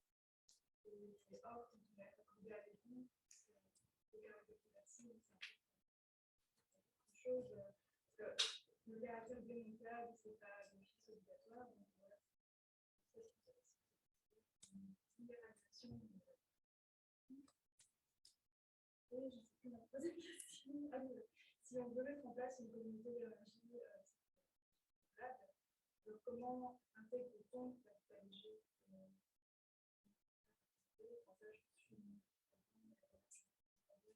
Comment on peut associer tout ce qui est énergie? Alors, je les reprends pour ceux qui vont suivre en vidéo. Donc, la première question, c'était quand il y a un document type schéma d'orientation locale ou ex-PCA qui parle de densité, qui impose des densités, surtout quand on est dans une centralité, comment fait-on pour pouvoir y intégrer de l'habitat léger? La deuxième question concernait, est-ce que installer un habitat léger, c'est artificialiser le sol? D'autant plus que l'habitat léger n'est pas nécessairement toujours démontable et peut être raccordé à l'égout, donc artificialisation ou pas, et donc il n'est pas toujours réversible non plus. Et la troisième question, c'est comment on intègre les énergies renouvelables au sein de l'habitat léger. Donc ça fait 3 questions. Les communautés, c'est ça. Hein. Pour les habitats groupés, les habitats communautés d'énergie renouvelable. D'accord. Donc, l'intégration des énergies renouvelables et le partage de cette énergie en communauté, même hors habitat léger. Ok. Par rapport à la densité, je n'ai pas du tout pensé à regarder, hein, mais c'est mentionné dans le schéma de développement de Tigny-Louvain-la-Neuve, par exemple. Oui. Et il me semble que ce n'était pas une densité très faible. Loin de là. Donc, il y a moyen d'avoir une densité tout à fait correcte. Enfin, voilà. Après, ça dépend de la façon aussi dont vous comptabilisez cette densité. Pardon? Voilà, c'est ça. Je veux dire, on a eu une discussion, on a fait cette présentation cet après-midi à nos collègues de la CPDT. On a eu une discussion sur cette densité et vous avez certains anciens lotissements où vous avez des grandes parcelles avec des grandes maisons, mais des très grandes parcelles, et vous avez de l'habitat léger où vous allez retrouver des petites maisons, entre guillemets, du petit habitat avec un petit terrain. Si on reprend l'habitat permanent, ça ne prend pas nécessairement, je veux dire, ça a une certaine densité. Maintenant, d'autres formes de densité aussi sont où on partage, d'habitat léger groupé, où on partage en fait l'espace commun. Et donc, on revient sur toute proportion gardée, vous prenez des grands ensembles, selon si quelle superficie vous prenez d'espace qu'on a dû mettre de dégagement autour pour l'ombrage, par exemple, votre superficie, elle n'est pas… Donc, ça dépend aussi de la façon dont vous la calculez. Et ça rentre aussi dans le programme. Ça reste, si c'est une parcelle qui de toute façon ne sera pas occupée pour une raison X ou Y par de l'habitat traditionnel, le fait d'y mettre de l'habitat léger, vous renforcez votre densité là plutôt d'habitat que de logement. Enfin, d'habitants que de logements, on va dire ça comme ça. Ça, c'était la première question. L'artificialisation. L'artificialisation, oui, c'est artificialisé, mais ce n'est pas imperméabilisé. Et oui, c'est toute la nuance. Hein. Je veux dire, on peut, mais là, on y va passer quelques heures. On a fait 2 ans de recherche à peu près pour définir ce que c'était artificialisé, imperméabilisé, et encore un 3e terme, mais que j'ai oublié, qui est encore une petite nuance, et comment est-ce qu'on pouvait les calculer, à partir de quel moment, si c'était réversible ou pas. Enfin, voilà, et donc, c'est artificialisé, mais ce n'est pas imperméabilisé. Et la dernière question qui était les communautés d'énergie. Je ne connais pas bien le sujet, mais pour moi, ça, même si vous n'êtes pas… Justement, la communauté d'énergie, c'est d'autoconsommer de l'énergie produite sur place, et donc de ne pas… Enfin, elle est parfois reliée au réseau pour réinjecter les surplus, ou si on n'a pas assez, à mon avis, pour pouvoir aussi être alimenté. Mais donc, à mon avis, ça ne doit pas poser de problème. Vous êtes juste raccordé au réseau, entre guillemets, intérieur. Mais point d'interrogation, hein, je veux dire, je ne connais pas suffisamment le sujet, mais à mon avis, ça doit être possible. Alors, il y avait une question ici à l'avant, madame. Oui, c'est une question assez brève. En fait, vous en avez très peu parlé, c'est à propos du lieu de résidence. Pourquoi ça pose tellement de problèmes aux communes? Est-ce que c'est clair? Maintenant, avec le cadre de référence, est-ce qu'on peut se domicilier ou pas? Quels sont les problèmes, en fait? Donc, la question sur les lieux de résidence, c'est une question plutôt sur la domiciliation. Pourquoi parfois ça pose encore problème dans certaines communes de se domicilier, tout simplement de se domicilier? Ça, c'est juridique, mais on peut se domicilier. Enfin, voilà, on peut se domicilier où on veut, enfin, presque où on veut. Je crois que c'est… Je ne connais pas les termes exacts du texte, mais la domiciliation en soi n'est pas un problème. Et lorsqu'on se domicilie dans une maison qui n'a pas son permis, enfin, eh bien, alors on a une domiciliation provisoire.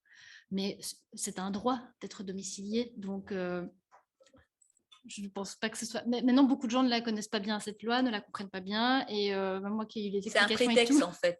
Je la reprends pas comme il faut, mais ce n'est pas ça qui fait peur. Comme dit Michel, c'est un prétexte.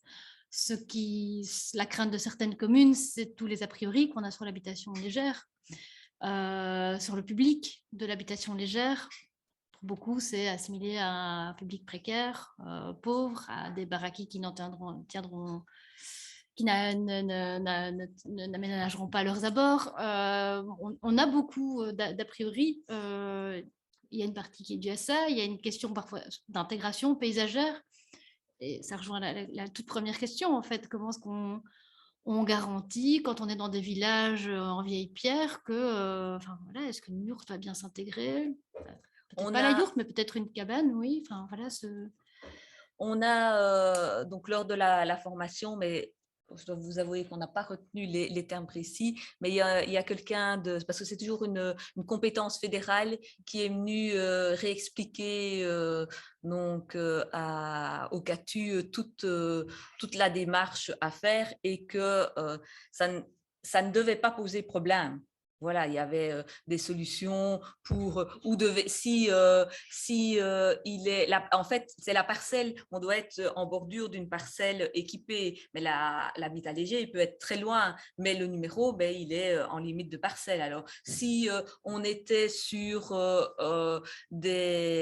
plutôt des parcelles où on avait 3-4 logements, ça devenait c'est le numéro 1, un A, un B, un C, comme vous avez soit pour des maisons qui sont parfois séparées, mais parce qu'il n'y avait qu'une parcelle et qu'il n'y a plus qu'un numéro disponible et que voilà, soit pour des subdivisions de maisons ou de parcelles. Donc, il y a entre guillemets une solution pour tout. Dans certains cas, ça reste une domiciliation entre guillemets provisoire, mais il y a plein de cas où on peut mettre une domiciliation définitive. Puisque c'est toujours aussi le service de police qui vient faire la visite pour voir si vous êtes bien domicilié à cet endroit-là ou pas, mais eux aussi sont de mieux en mieux formés. Et un conseil c'était de bien informer ses voisins, son voisinage, parce que vous n'êtes pas nécessairement là. Mais comme toute personne qui travaille, c'est pas parce que vous êtes en habitat léger que vous ne travaillez là pas, vous n'êtes pas là pendant la journée. Mais si, comme dans beaucoup d'endroits, le policier va plutôt frapper, voir si le voisin a dit il y a quelqu'un qui habite là, ça se passe. Ben voilà, mais il n'y a pas de vraie problématique. C'est plus une méconnaissance mais c'est possible. Non, il y a parfois dans les réticences des communes, il y a parfois la réticence des habitants. Oui. La plupart des habitants légers sont des communes qui ont peur d'officialiser. La commune, peut-être il faut du jardin, on a parcelle, il y a une autre, peut faire rester caché.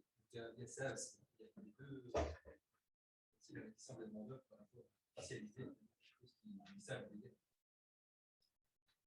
Donc, on avait juste une précision là-dessus parce qu'on en avait parlé aussi lors d'une formation qu'on avait organisée nous avec justement Habitat et Participation et le RBDL pour les services urbanisme, mais c'était il y a un an, donc je me souviens plus de tout.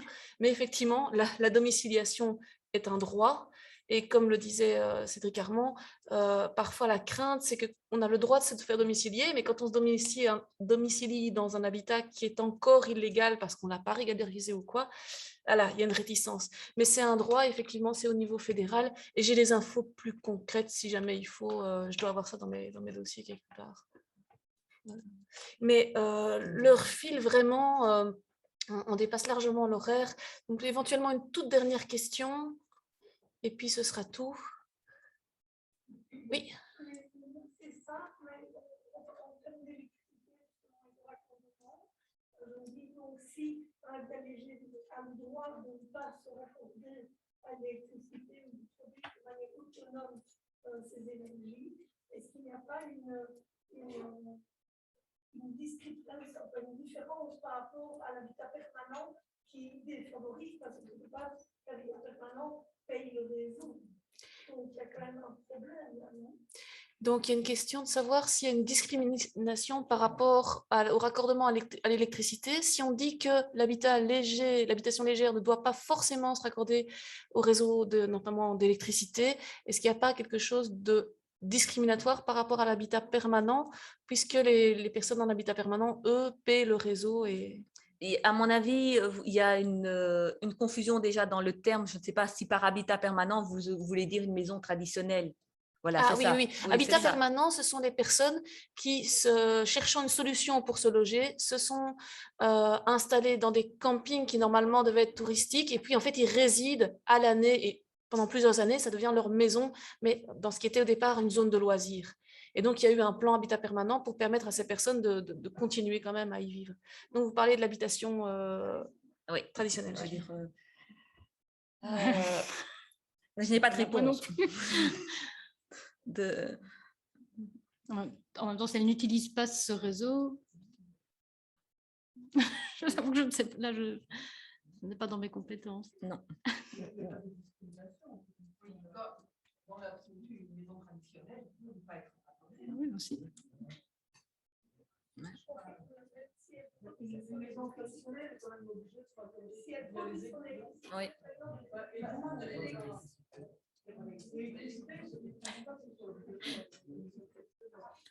Un thème pour une future formation. Oui, il y a peut-être quelque chose à creuser là.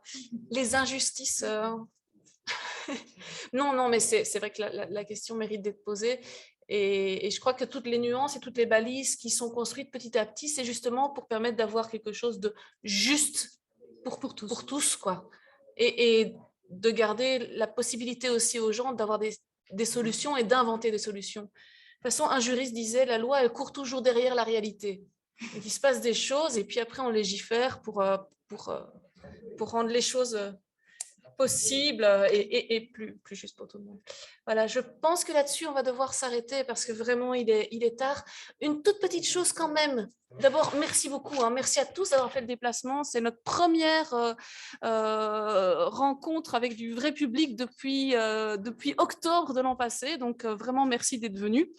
Merci à Nadège Duvivier, à Michel N pour leur présence et pour leur explication. Merci à la ferme du Bureau qui nous accueille aujourd'hui, à Alice et Maureen. Et puis surtout, et là elles me font des grands gestes pour pas que j'oublie, si parmi vous, il y a des gens qui habitent à l'est du Brabant wallon, donc les 6 communes de l'est, oui, Ramilly par exemple, non, oui, c'est bien à l'est, je ne me trompe pas.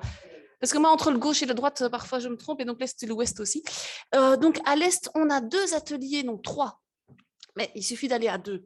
Des ateliers vélo, boulot, dodo, tout à 20 minutes de chez moi.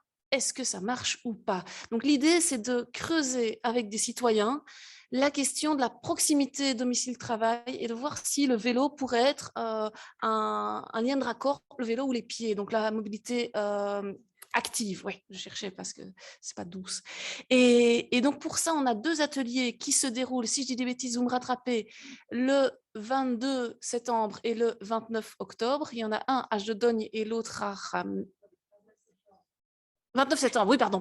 Donc 22 septembre et 29 septembre, voilà, c'est ça, qui se déroulent l'un à Jodogne et l'autre à Ramilly, non? Oui, voilà, c'est ça, à Ramilly. Et donc, on a besoin de citoyens qui viendraient apporter leur pierre à l'édifice, réfléchir avec nous autour de cette problématique. C'est en soirée, il y en a pour 2 heures à peu près. On doit venir qu'à un atelier. Et puis, il y a un atelier de clôture qui est plutôt sous forme de conférence plus largement ouverte, qui, lui, se déroule le 20 octobre. Ouais, le 20 octobre. Et là, sans doute aussi dans l'est du Brabant wallon, Jodogne, je crois, j'ai entendu parler. Voilà. Donc, toutes les infos, elles sont sur le site du GAL Culturalité, sur la page Facebook du GAL Culturalité en SB Brabançonne. Et dès demain, on le relaie sur notre page Facebook à nous. Il y a un lien pour s'inscrire si vous êtes intéressé. Merci beaucoup et merci pour votre présence encore.